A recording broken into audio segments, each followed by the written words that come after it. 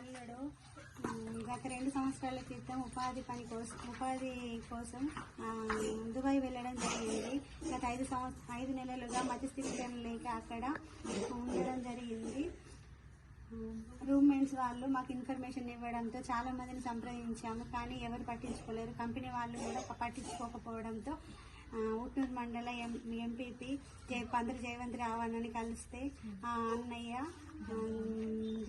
Johnson అన్నని దగ్గరికి తీసుకువెళ్ళి జాన్సన్ అన్నతో మాట్లాడిపించడం జరిగింది.